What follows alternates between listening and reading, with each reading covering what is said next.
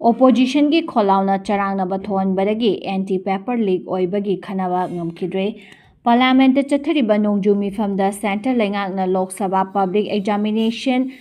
Admitment Bill Lisinganiga Kuntaru Puthokhibaga Loinana Bill Asigi Matangda House ta Khanainaba Hotnarakpada Opposition na Oidiba INDIA gi MP Singna Hokiba July Kunda Cockroach Janta Party gi Khongjangloy Singbu Police na tamthina fukiba adugi mayokta Khollao lauduna yaningdaba phongdoktuna leibadagi bill asigi matangda khanainaba ngamdana House ta hayeng fawba adjourn tawkhre Union Minister Jitendra Singhana pung 12:35 da bill asi puthokhraba matung nungthil pung 1 taba matamda Parliamentary Affairs Minister Kiren Rijijuna bill asigi matangda khanainaba pung 9 matam kaithoklagani amasung center lengaknasu sem sare haina phongdoraki adubu opposition bill asigi matangda khanasi haiba yakhidabaga loinana khanaina jungai mangoinana Home Minister Amit Shahana nahasingda lale haijagadabani haina khongjang sangsilaki anti paper leak bill asina maru oidba exam kayagi question paper leak ohenduna khudong chaba lawriba organization syndicate liquid network amasung loktunaramba officers sing target tawduna justice puraknaba hotnari propose tawriba law asigi matung ina makhatana question paper leak oibagi thaudak thoktanaba chenaba sing chahi tara fawba jail da thamba chenaramba institution amadi syndicate sing lupa crore tara fawba fine thihanba amasung question paper leak oibada examination center chenaram labadi lengana center adugi property sing attack tauba yahalagani hairi Charangnaba Thoktuna khanainaba ngamdabadagi Kiren Rijijuna opposition gi thawongbu yaningdaba phongdoladuna opposition gi bill asi khananingdrabadi amasung matam manghanaba hotnaduna leirabadi maru oiba legislation asi nakhoi yaudana pass tawnaba hotnaragani haiki Bank of Baroda hack tawduna dark web ta data kaya chaithokre miyoi kayagi maru oiba bank account sing leiriba Bank of Baroda gi system da cyber security gi asoiba thawdo ama oina bank asigi employee amagi email account compromise tawkhiduna dark web ta miyamgi data adu chaithokre hairi agency gi pauna phongdorakpada bank ki data kharada masak khangdaba singna ayaba yaudana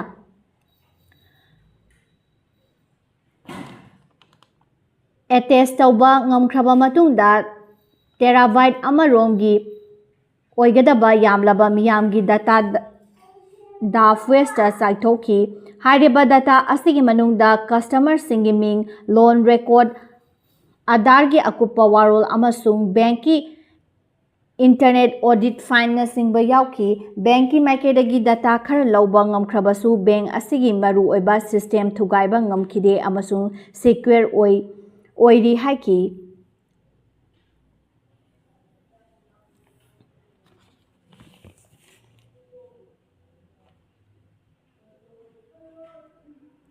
Aibu mingchat thihaliba defense video sing lautokhanbiu Niti Gadkari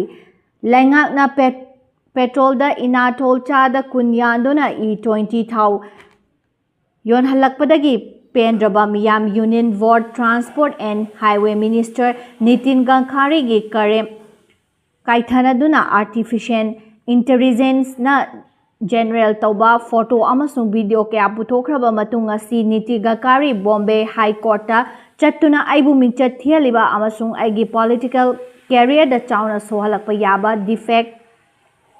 video sing asi media platform sing dagi lautokhanbiu haina haijakibaga loinana court su ayaba piduna lawsuit fine tauba yahankhre hairi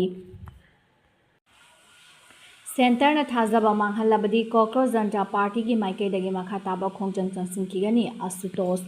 Cockroach Janta Party and Center bu maral siraduna yakiba ayiba cherol handak chathakiba protest aduda mahairoi kya faduna FIR pankiba sing adu withdraw tawgani haikiba adu thabak oina paikhalaktrabadi makhataba khongjang changsinkhigani haina party gi national protester singna asutos Rakhana Paugi Mifam Amada Fondokre, BJP gi Maikei de Gilenga ki Mihun Singna Ayi Bacherol Piduna protester Amadi organization Singi Matakta, criminal case Kaya Pansiliba Adu withdraw Tawgani Haina Inna Kibani, Adubo Hayeng Fabagi Manunda Ayiba Adu Tabakta on Tok Trabadi Makataba Kongjang Sinkani Haina Fondoki, Wangangloi Asutos Makatara Dunam. Lengaka Makoiga, Ahumlak Subo oina Wadi Khannaba Yanaba Puraktuna, Jantra Mantra da Pangtopa Protest Adu Numit Kuntragap Tarukni, Suraba Matungda Hangdo Kibani, Parliament ki Nongzumi from Haukiba July Kun, Numit Adu da Jantra Mantra dagi protester Sing Admadi, Atopa Kangluk Kiana Parliament Tamna Chatkiba Kongchat Adu da Police ki Maikei degi Mifami Puntauba Amadi, criminal charge kaya Pansinbagi Tabag Yaukibani, Hariba Singh Adu Lengaka Cockroach Janta Party ga Ohumlak Subo oina Wadi Khannabada Ayi Bacherol Ama Pigani Haina Fongdok Padagi Kongjang Handokibani, Lengaki Maikei degi Ayi Bacherol Pirakani Hariba Adu Hayeng Fabagi Manungda Piraktraba Tarabadi, Yanaba Adugi Lengakta Aranba Chathare Maramdi Aduna Makhatana Kongjang Sangsinkigani Haina Fongdoki, Delhi Khatanatana Bihar amasung Bengal yang na tongan ba state singda mahairoi chakaya ama police na kahen ba thabak chathakiba amadi khongjang adubu saugatli haiduna phajinduna thamliba sing adusu condition amata yaudana thadokna bagi lenga ki maikei dagi ayi ba cherol pirakani haina thajana ba amadi laikhibadagi lakpani Hayeng Fabagi Manungda case sing adu withdraw tawbagi ayi bacherol maru oina Wadi Khannabada yaukiba official sing pirakadabani hairi. Nepal da Kanglup Masen Khut Thokna Kre Mioi ama sikre India ga yumdon nariba Nepal gi Susari district da Kanglup anigi marakta Khana Charangnaba Thokpadagi Mioi ama sikre amasung kayana aso opandang kre hairi. Khana Charangnaba gi thawdo adu ngarang numidang Vegur Rural Municipality loudspeaker Sizanaduna amasung lining laisonga mari leinaba Firan Thetpagal mari leinana Thokibani Irang adu laksinaba honabada police na nomai kapkibda chahi kun mari suraba Om Prakash Kauba Mioi ama sikibani Kanglup anigi marakta muknariba adu police na laksinaba honabada security personnel yauna Kanglup anigi Mioi kaya aso apan nangki Irang adu laksinabagi damak police na mi mari dagi hena pundanaba yathang pikre hairi.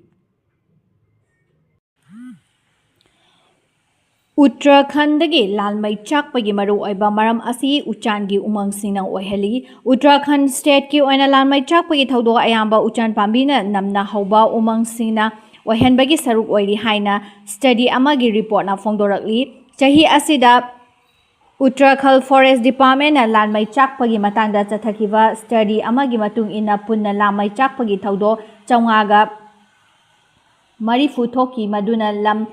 Hector Chawnga Dasmik Nipan ama lomda aso apan nang hankibani masida uchan pambina namna hauba umang singdana hena asokpa ohenduna chada yankhaini thoi dasmik ahum taruki apunba saruk adu oiri haina report adu da yauri U pambi makhal suna hauba umang singdasu lamai chakpagi thaudok adu thoklabasu amang atagi saruk asigumba mafamdadi chada kuntra dasmik ama mapan oiri study asina makhatana fongdorakpada yasinaba u kayai hauriba umang sing amadi maru oina uchan pambina namba umang singi fibam yengrubada state adugi maikaidagi amadi maru oina forensic department na yamna cheksilingai oiba tangkak ama oire hairi kumja English singaniga kuntaruki data gi matung inna punna lamai chakpagi thaudok chahunga kunga humdoi record tawbagi manungda uchana namna hauba umang sinna manghalliba umangi saruk asi hector chaniga humfuni thoi dasmik ani ahumni masida chada yankhaini thoi dasmik ahum taru oheli apunba umangi saru uchan pambina namna hauba umang singna amang ata thokpagi amadi lamai chakpagi thaudo asi chada yankhaiga taruki changda leiri uchan pambigi umang singda akangba uchan gi mana amadi macha singna laimai thakta paisinduna laisilakpa asina lamai chakpagi achoba maram ama oiri maram aduna uchan pambina namna hauba umang singda lamai chakpagi chang asi ꯑꯇꯣꯞꯄꯒ ꯆꯥꯡꯗꯝꯅꯔꯨꯕꯗ ꯀꯥ ꯍꯦꯟꯅ ꯋꯥꯠꯂꯤ꯫ ꯐꯤꯚꯝ ꯑꯁꯤꯗ ꯂꯩꯉꯥꯛꯀꯤ ꯃꯥꯏꯀꯩꯗꯒꯤ foreign department ꯃꯔꯨꯑꯣꯏꯕ ꯊꯧꯗꯥꯡ ꯂꯧꯗꯨꯅ ꯐꯦꯌꯔ ꯃꯦꯅꯦꯖꯃꯦꯟꯠꯒꯤ ꯂꯥꯜꯂꯣꯡ ꯅꯤꯡꯊꯤꯅ ꯁꯤꯖꯤꯟꯅꯕ ꯃꯊꯧ ꯇꯥꯔꯤ꯫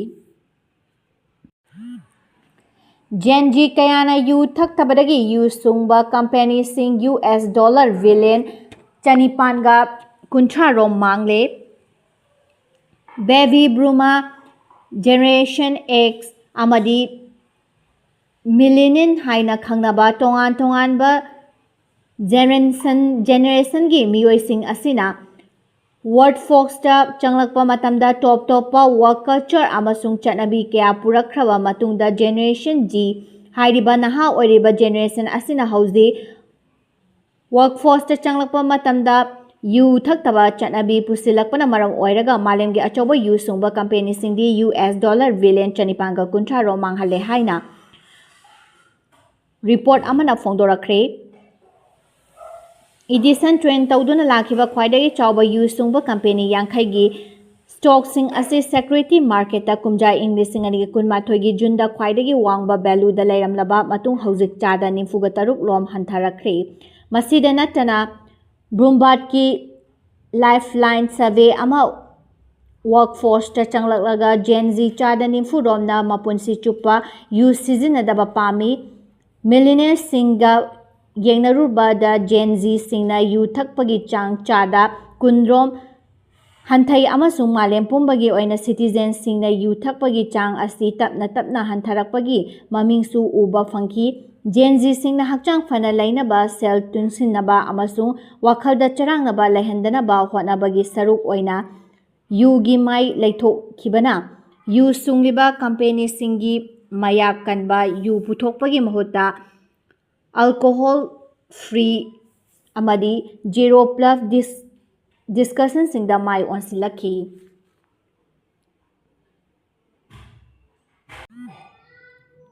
ꯌꯨꯒꯥꯟꯗꯥꯗ ꯆꯥꯅꯤꯡꯉꯥꯏ ꯂꯩꯇꯕꯗꯒꯤ ꯃꯤꯑꯣꯏ 19 ꯁꯤꯈ꯭ꯔꯦ, ꯆꯤꯟꯖꯥꯛ ꯌꯦꯟꯊꯣꯛꯄ ꯍꯧꯈ꯭ꯔꯦ꯫ ꯌꯨꯒꯥꯟꯗꯥꯗꯒꯤ ꯀꯥꯔꯥꯃꯣꯖꯥ ꯔꯤꯖꯟꯇ ꯃꯇꯝ ꯁꯥꯡꯅ ꯏꯀꯪꯒꯤ ꯑꯋꯥꯕ ꯃꯥꯌꯣꯛꯅꯗꯨꯅ ꯂꯥꯛꯄꯗꯒꯤ ꯃꯤꯑꯣꯏ ꯀꯌꯥ ꯆꯥꯕ ꯐꯪꯗꯕꯒꯤ ꯑꯋꯥꯕ ꯃꯥꯌꯣꯛꯅꯔꯤꯉꯩ ꯆꯩꯔꯛ ꯑꯁꯤꯗ ꯃꯤꯑꯣꯏ 19 ꯁꯤꯈꯤꯕꯒꯤ ꯔꯤꯄꯣꯔꯠ ꯂꯥꯛꯈꯤꯕꯗꯒꯤ ꯂꯩꯉꯥꯛꯅ ꯈꯨꯗꯛꯀꯤ ꯑꯣꯏꯅ ꯆꯤꯟꯖꯥꯛ ꯌꯦꯟꯊꯣꯛꯄꯒꯤ ꯊꯕꯛꯁꯤꯡ ꯆꯠꯊꯈ꯭ꯔꯦ꯫ ꯔꯤꯖꯟ ꯑꯗꯨꯗ ꯅꯣꯡ ꯇꯥꯗꯕꯒꯤ ꯏꯀꯪ ꯊꯣꯛꯇꯨꯅ ꯃꯍꯩ ꯃꯔꯥꯡ ꯄꯨꯊꯣꯛꯄꯒꯤ ꯊꯕꯛꯇ ꯆꯥꯎꯅ ꯑꯀꯥꯏꯕ ꯄꯤꯕꯒ ꯂꯣꯏꯅꯅ ꯃꯐꯝ ꯑꯗꯨꯗꯒꯤ ꯃꯤꯑꯣꯏ ꯃꯤꯂꯤꯌꯟ 1.5 ꯔꯣꯝ ꯆꯤꯟꯖꯥꯛ ꯃꯔꯥꯡ ꯀꯥꯏꯅ ꯐꯪꯗꯕꯗꯒꯤ ꯑꯋꯥꯕ ꯃꯥꯌꯣꯛꯅꯕꯒ ꯂꯣꯏꯅꯅ ꯃꯆꯤꯟ ꯑꯣꯏꯕ ꯆꯤꯟꯖꯥꯛ ꯆꯥꯕ ꯐꯪꯗꯕꯗꯒꯤ ꯇꯣꯉꯥꯟ ꯇꯣꯉꯥꯟꯕ ꯂꯥꯏꯅꯥ ꯀꯌꯥ ꯃꯥꯌꯣꯛꯅꯗꯨꯅ ꯂꯥꯛꯈꯤ꯫ ꯔꯤꯖꯟ ꯑꯁꯤꯗ ꯏꯀꯪ ꯊꯣꯛꯄꯒꯤ ꯆꯩꯊꯦꯡ ꯅꯪꯕꯗꯒꯤ ꯐꯦꯃꯤꯟ ꯑꯥꯔꯂꯤ ꯋꯥꯔꯅꯤꯡ ꯁꯤꯁꯇꯦꯝ ꯅꯦꯠꯋꯥꯔꯛꯀ ꯔꯤꯖꯟ ꯑꯗꯨꯗ ꯆꯤꯟꯖꯥꯛꯀꯤ ꯑꯋꯥꯠꯄ ꯂꯩꯔꯦ ꯍꯥꯏꯅ ꯆꯦꯛꯁꯤꯟ ꯋꯥꯔꯣꯜꯁꯨ ꯐꯣꯡꯗꯣꯛꯈꯤ꯫ ꯌꯨꯒꯥꯟꯗꯥ ꯂꯩꯉꯥꯛꯀꯤ ꯃꯥꯂꯦꯝꯒꯤ ꯑꯣꯔꯒꯅꯥꯏꯖꯦꯁꯟꯁꯤꯡꯅ ꯇꯦꯡꯕꯥꯡ ꯄꯤꯕ ꯊꯕꯛ ꯂꯦꯞꯈꯤꯕꯗꯒꯤ ꯃꯐꯝ ꯑꯗꯨꯗ ꯃꯤꯌꯥꯝꯅ ꯆꯤꯟꯖꯥꯛꯀꯤ ꯑꯋꯥꯠꯄ ꯃꯥꯌꯣꯛꯅꯕꯒꯤ ꯆꯥꯡ ꯋꯥꯡꯈꯠꯂꯛꯈꯤꯕꯅꯤ꯫ ꯂꯥꯛꯂꯤꯕ ꯊꯥ 2 ꯔꯣꯝ ꯑꯁꯤꯗ ꯃꯤꯌꯥꯝꯒꯤ ꯑꯋꯥꯕ ꯀꯣꯛꯅꯕꯒꯤꯗꯃꯛꯇ ꯂꯩꯉꯥꯛꯅ ꯆꯤꯟꯖꯥꯛ ꯇꯣꯟ 9,000 ꯃꯤꯌꯥꯝꯗ ꯌꯦꯟꯊꯣꯛꯅꯕ ꯊꯧꯔꯥꯡ ꯇꯧꯔꯦ ꯍꯥꯏꯅꯁꯨ ꯑꯣꯊꯣꯔꯤꯇꯤꯒꯤ ꯃꯥꯏꯀꯩꯗꯒꯤ ꯐꯣꯡꯗꯣꯛꯈ꯭ꯔꯦ꯫ ꯂꯩꯕꯥꯛ ꯑꯗꯨꯒꯤ ꯄꯥꯔꯂꯤꯌꯥꯃꯦꯟꯠꯅ ꯕꯤꯂꯤꯌꯟ 95,000 ꯀꯥꯏꯊꯣꯛꯇꯨꯅ ꯑꯋꯥꯕ ꯇꯥꯔꯕꯁꯤꯡꯗ ꯈꯨꯗꯛꯀꯤ ꯑꯣꯏꯕ ꯇꯦꯡꯕꯥꯡ ꯄꯤꯅꯕ ꯑꯌꯥꯕ ꯄꯤꯈ꯭ꯔꯦ꯫ ꯂꯩꯕꯥꯛ ꯑꯗꯨꯒꯤ ministry for district preparedness and refugees minister Sam ꯑꯒꯣꯂꯥꯅ ꯆꯤꯟꯖꯥꯛꯀꯤ ꯑꯋꯥꯠꯄ ꯃꯥꯌꯣꯛꯅꯔꯤꯕꯁꯤꯡ ꯇꯦꯡꯕꯥꯡ ꯌꯦꯟꯊꯣꯛꯄꯒꯤ ꯊꯕꯛ ꯑꯗꯨ ꯀꯥꯕꯣ ꯗꯤꯁꯇ꯭ꯔꯤꯛ ꯂꯣꯗꯤꯀꯣꯗ ꯂꯩꯕ ꯄ꯭ꯔꯥꯏꯃꯥꯔꯤ ꯁ꯭ꯀꯨꯜ ꯑꯃꯗꯒꯤ ꯍꯧꯗꯣꯛꯈ꯭ꯔꯦ꯫ ꯃ꯭ꯌꯥꯟꯃꯥꯔ ꯍꯨꯇꯥ ꯂꯥꯟꯃꯤꯒꯤ ꯃꯤꯅꯨꯡꯁꯤ ꯂꯩꯇꯕ ꯊꯧꯑꯣꯡꯁꯤꯡꯅ ꯂꯥꯟꯍꯧꯕ ꯌꯥꯎꯈꯤꯕꯅꯤ꯫ ꯔꯦꯅꯥꯇꯥ ꯃ꯭ꯌꯥꯟꯃꯥꯔ ꯍꯨꯇꯥ ꯂꯥꯟꯃꯤꯒꯤ ꯀꯨꯝꯖꯥ ꯏꯪ 2012ꯗ ꯗꯦꯃꯣꯀ꯭ꯔꯦꯇꯤꯛ ꯂꯨꯆꯤꯡꯕ ꯑꯣꯡ ꯁꯥꯟ ꯁꯨꯆꯤꯒꯤ ꯃꯤꯌꯥꯝꯅ ꯈꯟꯕ ꯂꯩꯉꯥꯛ ꯏꯪꯊꯗꯨꯅ ꯃꯤꯂꯤꯇꯔꯤ ꯀꯨ ꯇꯧꯁꯤꯟꯈ꯭ꯔꯕ ꯃꯇꯨꯡꯗ ꯃꯤꯆꯝꯁꯤꯡꯗ ꯑꯣꯠꯄ ꯅꯩꯕ ꯐꯥꯕ ꯄꯨꯟꯕ ꯑꯃꯁꯨꯡ ꯃꯤꯅꯨꯡꯁꯤ ꯂꯩꯇꯕ ꯍꯥꯠꯇꯣꯛꯄꯤꯕ ꯃꯌꯥꯝ ꯑꯗꯨ ꯎꯔꯨꯔꯒ ꯂꯩꯉꯥꯛꯀꯤ ꯃꯥꯌꯣꯛꯇ ꯂꯥꯟ ꯍꯧꯅꯅꯕ ꯁꯔꯨꯛ ꯌꯥꯈꯤꯕꯅꯤ ꯍꯥꯏꯅ ꯄꯤꯄꯜꯁ ꯗꯤꯐꯦꯟꯁ ꯐꯣꯔꯁꯀꯤ ꯃꯦꯝꯕꯔ ꯑꯃ ꯑꯣꯏꯔꯤꯕ ꯔꯦꯅꯥꯇꯥꯅ ꯃꯤꯖꯥꯃꯥ ꯄꯥꯎꯆꯦꯗ ꯐꯣꯡꯗꯣꯛꯈ꯭ꯔꯦ꯫ ꯄꯥꯎꯆꯦ ꯑꯁꯤꯒ ꯑꯈꯟꯅꯅ ꯎꯅꯕꯗ ꯍꯥꯟꯅꯒꯤ ꯄꯣꯂꯤꯇꯤꯀꯦꯜ ꯄ꯭ꯔꯤꯖꯅꯔ ꯑꯁꯤꯅ ꯃ꯭ꯌꯥꯟꯃꯥꯔ ꯍꯨꯇꯥꯒꯤ ꯃꯥꯌꯣꯛꯇ ꯂꯥꯟ ꯁꯣꯛꯅꯕ PDFꯇ ꯌꯥꯎꯈꯤꯕ ꯑꯗꯨ ꯃꯍꯥꯛꯀꯤ ꯂꯅꯥꯏ ꯀꯟꯅꯅꯕꯒꯤ ꯅꯠꯇꯦ, ꯃꯤꯌꯥꯝꯒꯤ ꯑꯋꯥꯕ ꯑꯃꯁꯨꯡ ꯃꯤꯀꯞ ꯃꯤꯔꯥꯎꯈꯣꯟ ꯀꯌꯥ ꯑꯗꯨꯅ ꯃꯉꯣꯟꯗ ꯂꯥꯟꯍꯧꯕ ꯌꯥꯎꯅꯕꯒꯤ ꯏꯅꯣꯠ ꯑꯃ ꯄꯤꯈꯤ ꯍꯥꯏꯔꯤ꯫ ꯃ꯭ꯌꯥꯟꯃꯥꯔ ꯃꯤꯂꯤꯇꯔꯤꯅ ꯃꯤꯌꯥꯝꯅ ꯈꯟꯕ ꯂꯩꯉꯥꯛ ꯏꯟꯊꯨꯗ꯭ꯔꯤꯉꯩ ꯃꯃꯥꯡꯗ ꯃꯍꯥꯛ ꯂꯣꯒꯤ ꯃꯍꯩꯔꯣꯏ ꯑꯃ ꯑꯣꯏꯔꯝꯃꯤ꯫ ꯂꯥꯏꯔꯤꯛ ꯂꯥꯏꯁꯨ ꯊꯋꯥꯏ ꯌꯥꯎꯅ ꯍꯣꯠꯅꯔꯛꯈꯤꯕꯒ ꯂꯣꯏꯅꯅ NGO ꯑꯃꯗꯤ ꯚꯂꯟꯇꯤꯌꯔ ꯑꯣꯏꯗꯨꯅ ꯃꯤꯌꯥꯝꯒꯤ ꯃꯇꯦꯡ ꯄꯥꯡꯕ ꯍꯧꯔꯛꯈꯤ ꯍꯥꯏꯔꯤ꯫ ꯍꯨꯇꯥ ꯂꯥꯟꯃꯤꯒꯤ ꯃꯤꯑꯣꯠ ꯃꯤꯅꯩ ꯍꯦꯟꯒꯠꯂꯛꯄꯗꯒꯤ ꯃꯍꯥꯛ EAOꯗ ꯌꯥꯎꯅꯕ ꯍꯣꯠꯅꯔꯛꯈꯤ, ꯑꯗꯨꯕꯨ ꯃꯍꯥꯛ ꯑꯛꯅꯤ ꯀꯝꯃ꯭ꯌꯨꯅꯤꯇꯤ ꯑꯃ ꯅꯠꯇꯕꯅ ꯌꯥꯎꯍꯜꯂꯛꯈꯤꯗꯦ ꯍꯥꯏꯈꯤ꯫ ꯀꯨꯝꯖꯥ ꯏꯪ 2012ꯒꯤ ꯖꯨꯟꯗ ꯃꯍꯥꯛ ꯍꯨꯇꯥ ꯂꯥꯟꯃꯤꯅ ꯐꯥꯈꯤ ꯑꯃꯁꯨꯡ ꯃꯍꯥꯛꯀꯤ ꯃꯃꯥ ꯑꯃꯗꯤ ꯆꯍꯤ 4 ꯁꯨꯔꯕꯤ ꯃꯆꯟꯅꯨꯄꯤ ꯑꯃꯒ ꯂꯣꯏꯅꯅ ꯄꯣꯂꯤꯇꯤꯀꯦꯜ ꯄ꯭ꯔꯤꯖꯅꯔ ꯑꯣꯏꯗꯨꯅ ꯊꯝꯈꯤ ꯍꯥꯏꯔꯤ꯫ ꯃꯇꯥꯡꯁꯤꯗ ꯅ꯭ꯌꯨꯁꯅ ꯁꯟꯗꯣꯛꯆꯕ ꯅꯦꯁꯅꯦꯜ ꯑꯃꯗꯤ ꯏꯟꯇꯔꯅꯦꯁꯅꯦꯜ ꯅ꯭ꯌꯨꯁ ꯂꯣꯏꯁꯤꯟꯖꯔꯦ꯫ ꯃꯤꯠꯌꯦꯡ ꯇꯥꯕꯤꯔꯤꯕ ꯄꯨꯝꯅꯃꯛꯄꯨ ꯑꯃꯨꯛꯀ ꯍꯟꯅ ꯈꯨꯔꯨꯝꯖꯔꯤ꯫